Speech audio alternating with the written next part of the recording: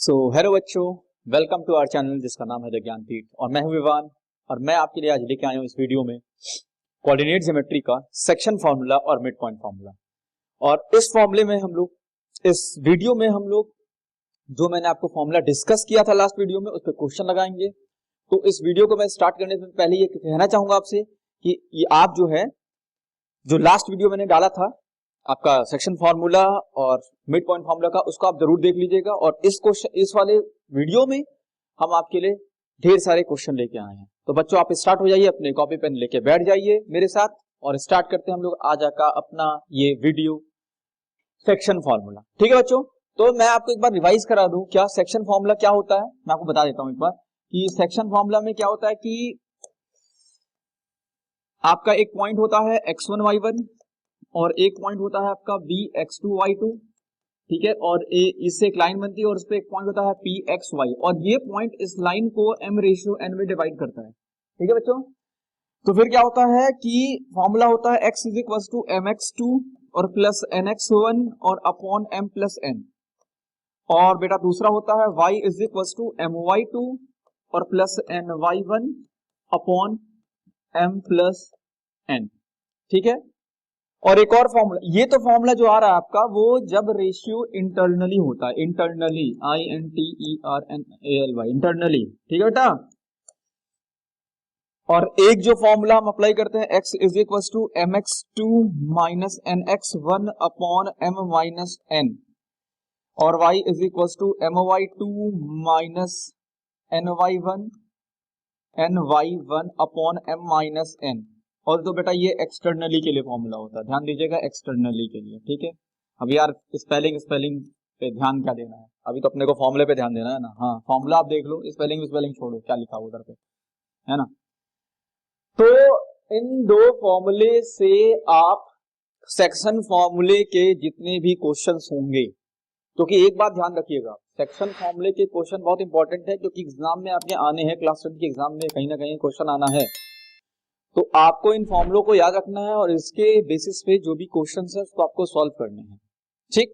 Solve कैसे करने हैं मैं आपको क्वेश्चन दिखाऊंगा सॉल्व करके, फिर आपको अपनी कॉपी में इसको दोबारा एक बार प्रैक्टिस कर लेनी है, ठीक है बच्चों। तो जुड़े रहिएगा। अब देखिए मैं एक क्वेश्चन लेके आ रहा हूं आपके लिए सेक्शन फॉर्मूला पे। तो एक क्वेश्चन मैं उठाता हूं रैंडमली कोई भी, कि मान लीजिए एक लाइन है, एक पॉइंट है A 1 और 3, एक पॉइंट है B 4 और 2 और एक पॉइंट है P और आपको ये पॉइंट निकालना है। और ये पॉइंट इस लाइन को 2:3 में डिवाइड कर रहा है, 2:3 में डिवाइड कर रहा है। तो बच्चों ध्यान दीजिए कि आप जो है कोऑर्डिनेट ज्योमेट्री में रफली फिगर जरूर ड्रॉ करिएगा, ठीक है। जिससे कि ये रहेगा कि टीचर जब आपकी कॉपी साइन कर रहा होगा तो ले लेगा हाँ भाई कॉन्सेप्ट क्लियर है, क्योंकि फिगर बिना कॉन्सेप्ट के नहीं बनता है मैथमेटिक्स में, इस बात का ध्यान रखिएगा आप। तो मैंने देखिए एक रफली फिगर ड्रॉ कर लिया। अब देखिए ये इस वाले को x1 मान लीजिए, इसको y1 मान लीजिए, इसको x2 मान लीजिए और इसको y2 मान लीजिए। और ये आपका m हो गया और ये आपका n हो गया। अब एक बात ध्यान रखिएगा, बच्चों में बहुत सारी कंफ्यूजन ये रहती है कि बच्चों ये बोलते हैं कि सर कौन सा फॉर्मूला लगा है, इंटरनली वाला कि एक्सटर्नली वाला। जब भी क्वेश्चन में कुछ भी चीज मेंशन नहीं किया होगा तो उस दौरान आपको इंटरनली वाला फॉर्मूला लगाना पड़ेगा, ठीक है बच्चों।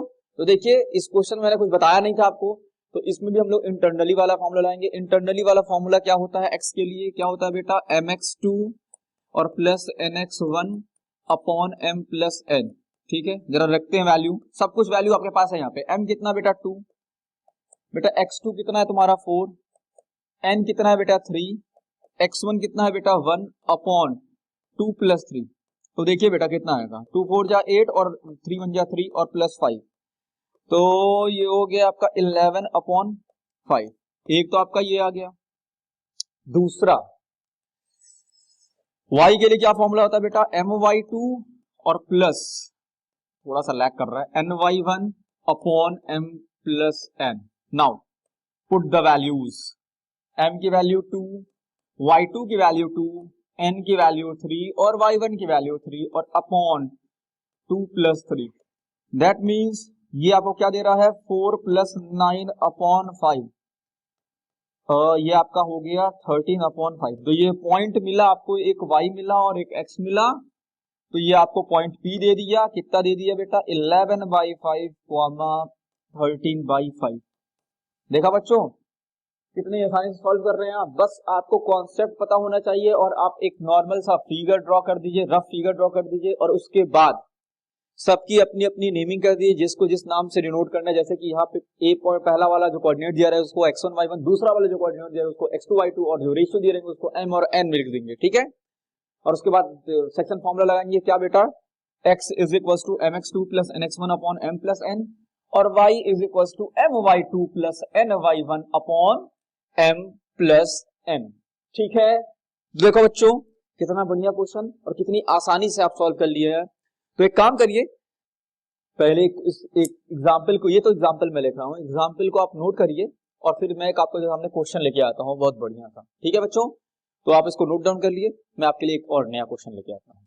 तो बच्चों बढ़ते हैं अपने अगले क्वेश्चन की तरफ। सेक्शन फॉर्मूला के एक और क्वेश्चन आपके सामने लेके आ रहा हूँ मैं, देखिएगा बढ़िया क्वेश्चन है कि बोला है कि find the coordinate of the point which divides join of A bracket में -1,7 एंड बी ब्रैकेट में 4,-3 इन द रेशियो 2:3। मतलब इस क्वेश्चन में ये बताने की कोशिश कर रहा है कि एक है आपका a -1,7 और एक आपका है b कितना है 4,-3 और एक पॉइंट है, मान लीजिए मैंने इसको p मान लिया, वो इस लाइन को 2:3 में डिवाइड कर रहा है। देखिए मैंने फिगर ड्रॉ कर दिया। सबसे पहले आपको मैं एक प्रोसेस बताता हूं कि जब आप क्वेश्चन पढ़िएगा, क्वेश्चन को दिमाग में सेट करिए और उसके बाद उसके बिहाफ पे एक रफ फिगर ड्रॉ करिएगा, ठीक है। मैंने क्वेश्चन पढ़ा और फिर मैं एक रफ फिगर आपके सामने ये ड्रॉ कर दिया, ठीक।